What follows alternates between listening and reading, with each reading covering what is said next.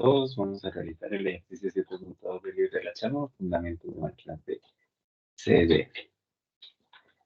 Bien.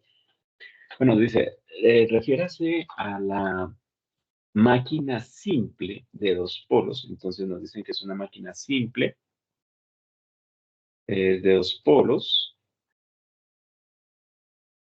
y de 8 bobinas. Entonces el número de bobinas va a ser igual a 8.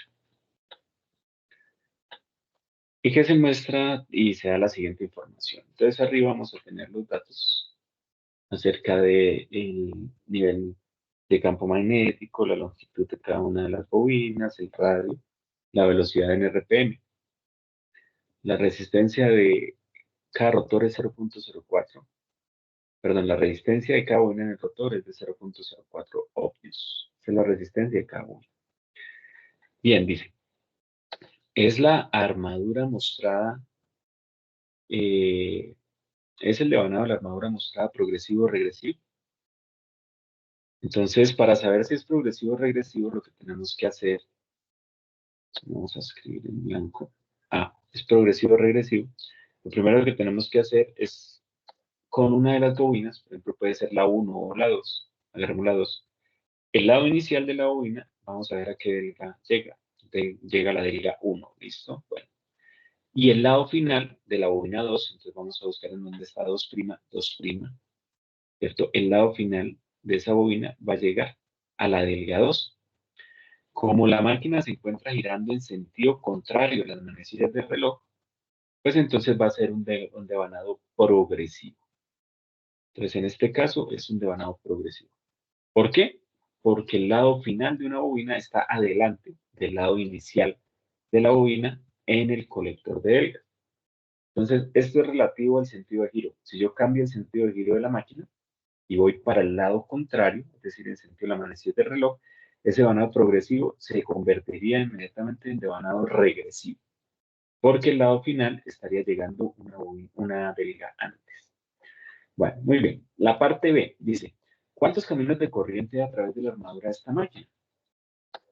Entonces, ¿cuántos caminos de corriente hay? Recordemos que el número de caminos de corriente depende si es imbricado. La fórmula de los caminos de corriente es igual a M por P. O si es ondulado, el número de caminos de corriente es 2M. Entonces, recordemos que el paso del colector en un devanado imbricado es igual a más o menos el número de devanados independientes. Entonces, en este caso, nosotros nos dimos cuenta de que, por ejemplo, para la bobina 2, el lado inicial llega a la delga 1 y el lado final llega a la delga 2. Es decir, que el paso del colector es 1. Es decir, que el paso del colector es 1. Es decir, que corresponde a un devanado imbricado. Podemos que en el devanado imbricado, las delgas son del lado inicial y el lado final de una bobina son adyacentes. Si fuese un devanado ondulado, el número del paso del colector sería otro, sería más o menos como en este caso, sería 5 o 6. Ya si no son adyacentes, entonces, al no ser adyacentes, el devanado sería devanado ondulado. ¿Listo? Vale. Bien, esto es un devanado imbricado. Por lo tanto, el número de caminos de corriente será el número de devanados independientes. La máquina nos dice que es simple, 1, por el número de polos. Y la máquina es según lo que tenemos acá, es de 2 polos. Entonces, el número de caminos de corriente va a ser 2. Y esa es la respuesta a esto. ¿Cuántos caminos de corriente hay a través de la máquina? La C. ¿Cuál es la magnitud y la polaridad del voltaje en las escobillas de la máquina? Entonces, C. La magnitud y la polaridad del voltaje en las escobillas de la máquina. Empecemos por la magnitud, la F. Entonces, la F va a ser igual a ZP sobre 2πA por el flujo por la velocidad angular. Si nosotros miramos la velocidad, nos la están dando en RPM. Entonces vamos a cambiar nuestra ecuación mejor por ZP sobre 60A por el flujo por la velocidad en RPM. Entonces vamos a trabajar con esto. Empecemos con Z. Z es el número de conductores efectivos de la máquina. Entonces, si nosotros observamos el enunciado, diríamos, bueno, Z sería el número de bobinas, ¿cierto? Por el número de vueltas que tiene cada bobina por 2, ¿cierto? Es decir, que para nuestra máquina Z sería el número de bobinas, hay 8. Y el enunciado nos dice, ¿cuántas bobinas hay? 8. Número de vueltas de cada bobina nos dice que es una máquina simple, es decir, cada bobina solo tiene de una vuelta, ¿cierto? Y por 2, ¿por qué? Porque hay en cada vuelta hay 2 conductores efectivos. Entonces aquí hablaríamos de 16. Si ustedes cuentan aquí en la máquina, el número de conductores que hay sería 1, 2, 3, 4, 5, 6, 7, 8, 9, 10, 11, 12, 13, 14, 15, 16. Pero ¿qué pasa? Cuando yo voy a calcular la FE, tengo que mirar que hay conductores que van a estar en la zona muerta. En este caso, el ejercicio es explícito en que la zona muerta ocupa 40 grados. Por lo tanto, si yo voy a mirar los conductores realmente efectivos para generar FE, no serían esos 16 que calculamos, sino serían 12. ¿Cuál es 12? Estos, vamos a subrayarlo aquí en azul, estos 12. Los 12 que están debajo de la carátula. Bien. Entonces, pese que si yo, bueno, aplico la fórmula vista, que nos da 16, yo tengo que ser analítico y decir, no, los Z efectivos en realidad son 12. ¿Por qué? Porque hay 6 bobinas debajo de los polos y cada bobina solo tiene una vuelta y 2 conductores efectivos. Bien, tenemos Z, tenemos el número de polos, tenemos el caminos de corriente, nos hace falta el flujo. Y entonces vamos a calcular el flujo. Y ojo, que aquí también hay una trampa. Flujo, ¿a qué se llama el flujo? Al B por el área polar. Entonces, cuando nosotros vamos a calcular el área polar, ¿cierto? El área polar es igual a el área de un cilindro, 2pi RL, sobre el número de polos. Para nuestro ejercicio, 2pi por el radio. ¿Cuánto vale el radio? El radio es 0,1 y la longitud 0,3. El radio 0,1, la longitud 0,3. Esto nos va a dar en metros cuadrados y lo dividimos entre el número de polos y el número de polos es 2. El área polar entonces será igual a 0,1 por 0,3 por pi dividido en 2. Y eso nos da 0,04712 metros cuadrados. Bien. Y entonces calcularíamos el flujo como B por A. ¿Y quién es B? B es un Tesla. Y como B es un Tesla, y el área polar es 0,04712, por lo tanto el flujo equivale a los 47,12 miliweb. Ese sería el cálculo simplificado. En realidad está mal. Pero vamos a trabajarlo con este, ¿cierto? Para que nos dé pues, los resultados de la solución del libro. Sin embargo, ¿por qué está mal? Porque es que el área polar la estamos calculando en la mitad del cilindro. Es como si el polo se extendiera hasta acá, hasta la mitad del cilindro. Calculo el área del cilindro, la divido en dos. Pero resulta que el ejercicio es bastante claro en decirnos que el área muerta es de 20 grados por polo. O sea, en realidad el flujo se tiene que concentrar en un área que no es la mitad del cilindro, es menos de la mitad del cilindro. Entonces aquí podemos hacer un cálculo, vamos haciéndolo aquí paralelo, ¿cierto? Para ver qué es lo que cambia.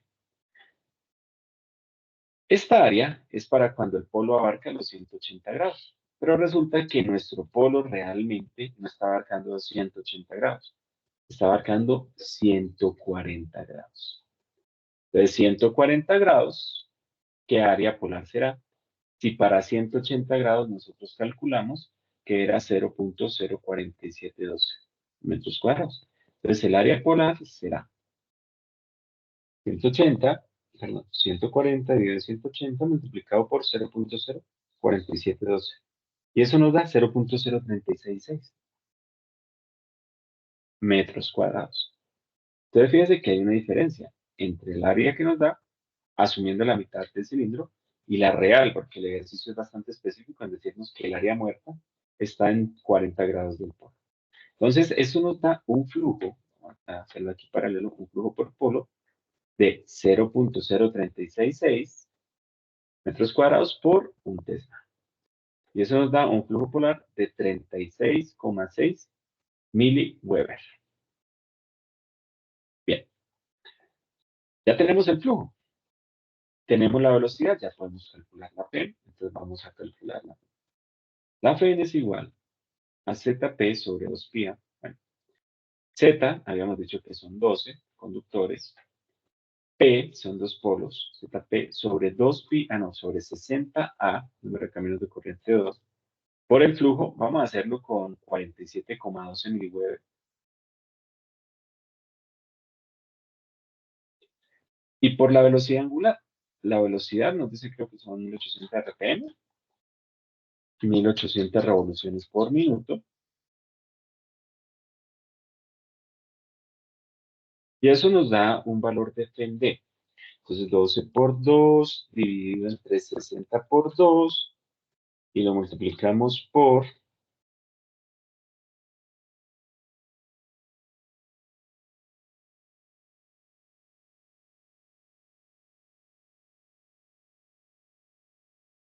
47,12 por 10 a la menos 3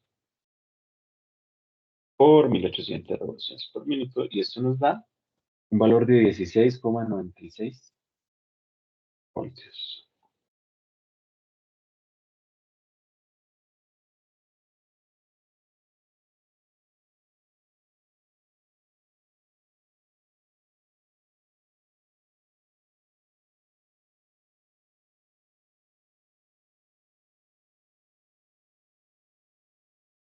Bien. Si lo hacemos con el área real, que sería la respuesta adecuada, ¿cierto? ¿Por qué lo estoy haciendo en blanco? Porque yo sé que ustedes miran el solucionario y todo lo demás, y en el solucionario de ese libro lo hacen de esta manera. Es un error que ellos cometen ahí. Y acá es la respuesta real. ¿Cuál es la respuesta real? Pues colocándolo, el flujo no es 47, sino 36. Entonces, si nosotros cambiamos esto por 36, nos da 13,176. Sí, menor. Obviamente porque el flujo va a ser más pequeño, porque el área se reduce. Bien, ¿cuál es la polaridad? Entonces, al igual que en el ejercicio 1, pues la polaridad la podemos determinar colocando los vectores. Entonces, por ejemplo, aquí agarramos el conductor 3.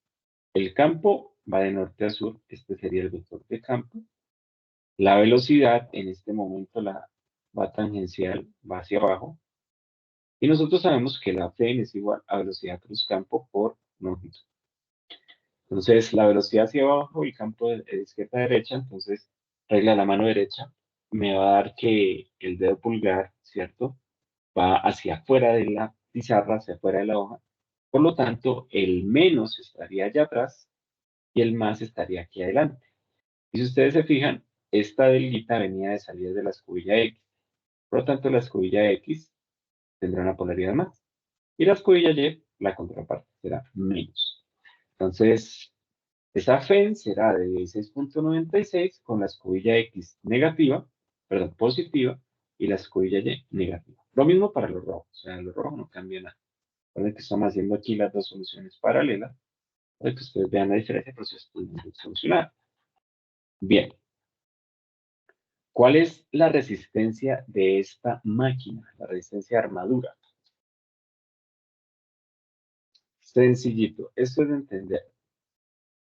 ¿Qué nos dan? La resistencia de cada bobina. Aquí dice, la resistencia de cada bobina del rotor es 0,04.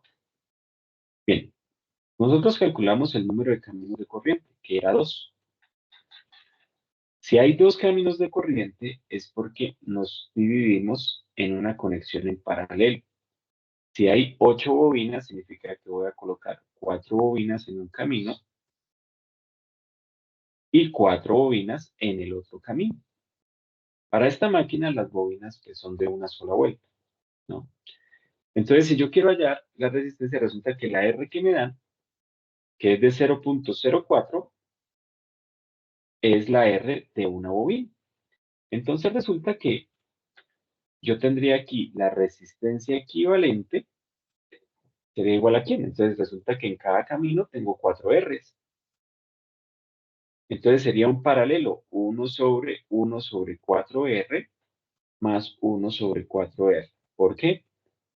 Pues porque son 4 resistencias en cada camino.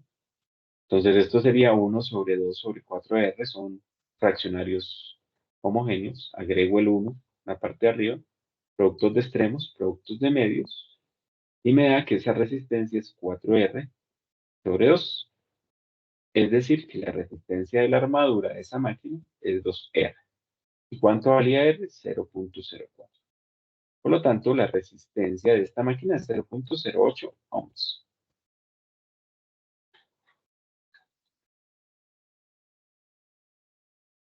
Bien.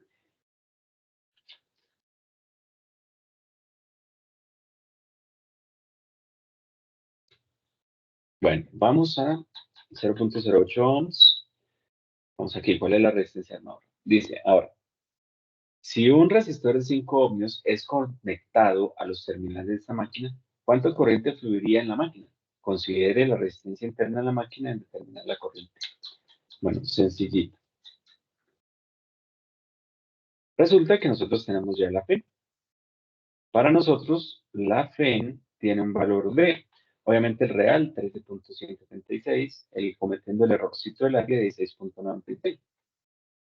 Entonces, trabajemos con el real. Ya saben ustedes cuál es el errorcito. 13.176 voltios.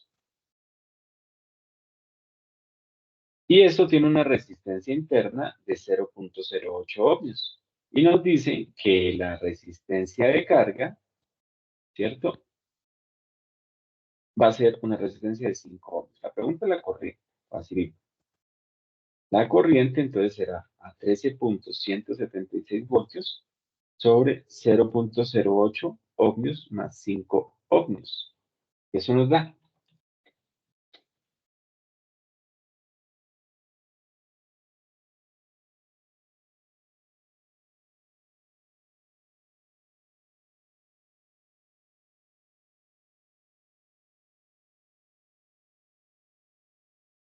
2.59 amperios. Que fluye afuera de la máquina. Es un generador, obviamente. Entonces, la pregunta es, ¿cuánta corriente fluirá en la máquina? Entonces, ahí ya lo tenemos. ¿Cuáles son las magnitudes y dirección del torque inducido resultante?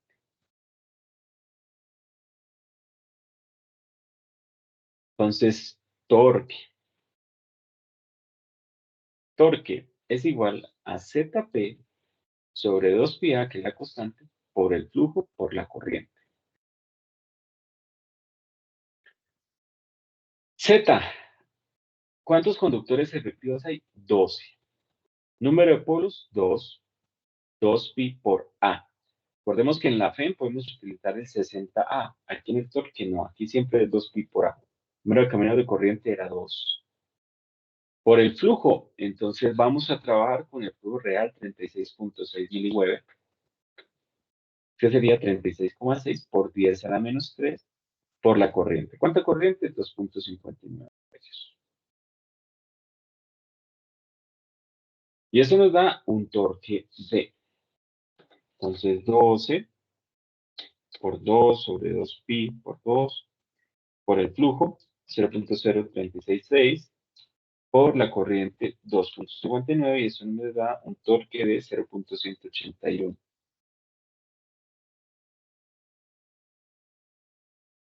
newton por metro. Dirección del torque. Entonces,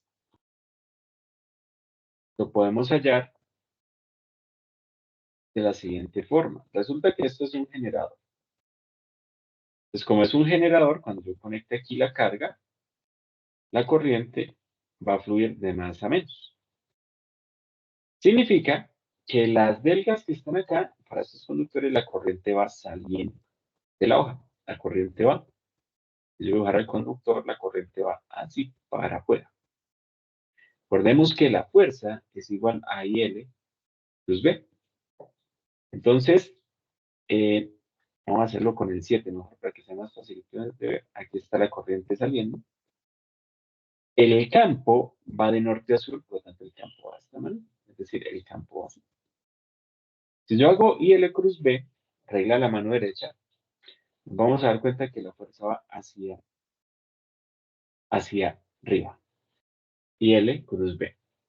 Paro en I, cierro hacia B. La fuerza va hacia arriba.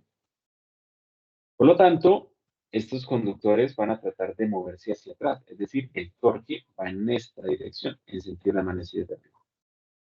Y es apenas lógico, ¿por qué? Porque recordemos que en un generador el torque se pone en movimiento, en un motor el torque crea el movimiento.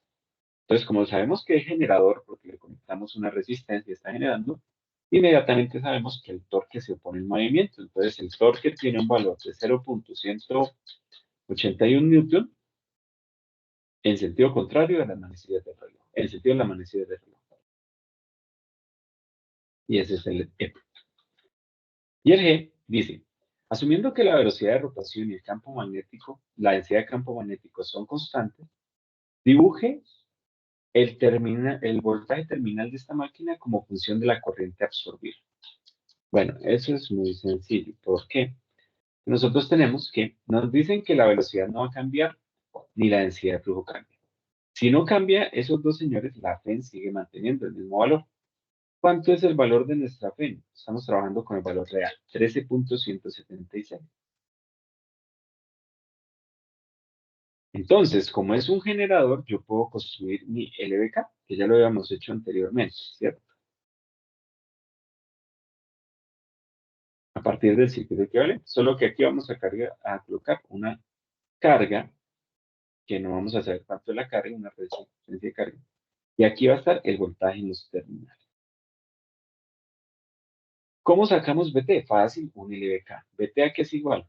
Entonces tenemos el valor de la FEN. El valor de la FEN menos lo que se cae en la resistencia. ¿Por qué menos? Pues porque es un generador. Menos IA por RA. Entonces, BT va a ser el valor de la FEN, 13.176, menos IA por el valor de RA. ¿Cuánto vale RA? 0.08. Y entonces, si nosotros nos damos cuenta, este es el valor de una recta. Cuando la corriente es cero, ¿cuánto vale el valor de los terminales? El mismo 13.176. ¿Cierto? Empezamos aquí. Y va a haber un valor en el cual, bueno, esto va a empezar bajando, a bajar, ¿sí? Porque la pendiente es negativa, la pendiente es esto, 0.08. Va a haber un valor en el cual el voltaje se haga cero. ¿Cuándo? Entonces ese valor es cuando la corriente sea igual a 13.176 sobre 0.08. Entonces 13.176 dividido en 0.08 nos da un valor de 164.7 amperios. 164.7 amperios. Aquí voltios. Y esta es la gráfica de voltaje en los terminales versus la corriente. Entonces cuando haya un corto van a circular 164 amperios y el voltaje va a ser cero. Y el resto pues va a estar determinado por esa ecuación. Bien, muchachos, espero les haya quedado muy claro. Si ustedes observan el solucionario de Fraile, de Chapman, se van a dar cuenta que el valor calculado va a ser este de acá, porque el solucionario no contempla la reducción del área que hace la zona móvil. ¿Listo? Bueno, espero haya sido de ayuda este video. Nos vemos en una próxima ocasión.